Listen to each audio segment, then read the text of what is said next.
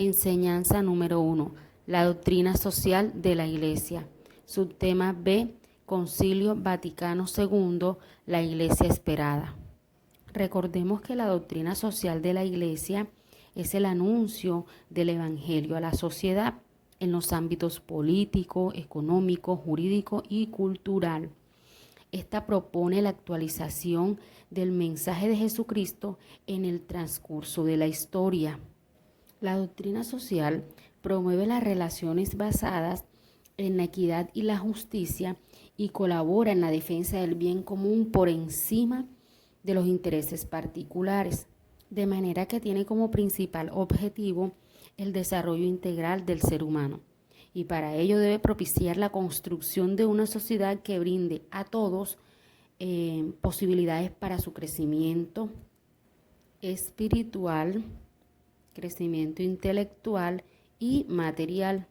La Iglesia tiene el derecho y el deber de difundir y hacer valer los principios y valores del Evangelio en el mundo de la producción, del trabajo, de las finanzas, el comercio, la cultura, la política, comunicaciones, en fin, todo ello sin imponer ni reemplazar las tareas ya establecidas por otras disciplinas, sino más bien proporcionando criterios de discernimiento que orienten el actuar humano y que sea promovida o en defensa de la dignidad humana.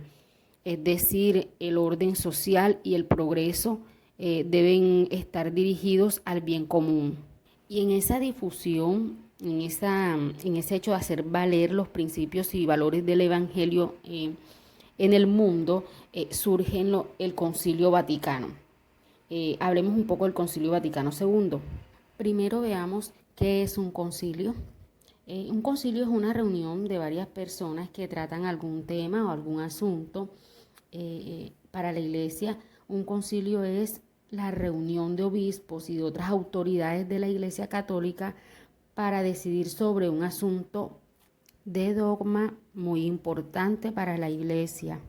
El Concilio Vaticano II fue convocado por el Papa Juan XXIII en 1962 y seguido y clausurado por el Papa Pablo VI en 1965.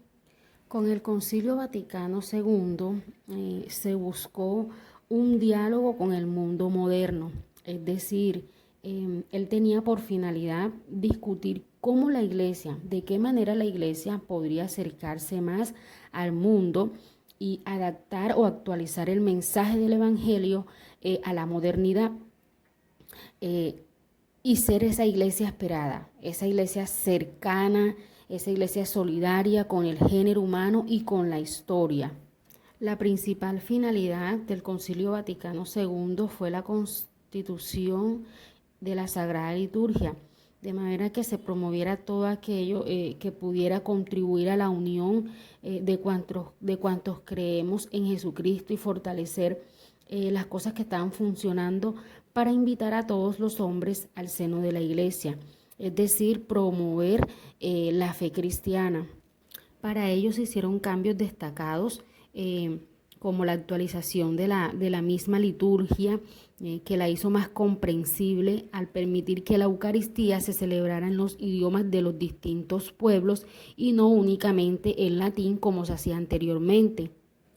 Además de la constitución de la Sagrada Liturgia, entre los temas principales que se trataron en el Concilio Vaticano II estaba la paz, la igualdad de las personas, el acercamiento a otras iglesias cristianas, el respeto de los derechos humanos, el papel de los laicos en la expansión del reino de Dios, la libertad religiosa, la libertad de conciencia, la libertad de pensamiento y también la actividad de los medios de comunicación. El Concilio Vaticano II también proclamó que la santidad está al alcance de todos los fieles, que cualquier persona, no solo los religiosos, pueden santificarse al cumplir sus deberes familiares, laborales, sociales, en sintonía con la voluntad de Dios y de acuerdo con los principios evangélicos. El Concilio Vaticano II fue un concilio sin precedentes una historia nunca antes escrita, ya que la iglesia en él se abrió al mundo y se propuso ver aspectos positivos de todas las culturas para promoverlos y utilizarlos en el bien de la evangelización. El Concilio Vaticano II también dio especial relevancia al diálogo interreligioso y al ecumenismo. Todo ello ¿para qué? Para buscar la unidad de las diferentes denominaciones cristianas que se encuentran separadas por razones ya sea de doctrina, de tradición o de práctica.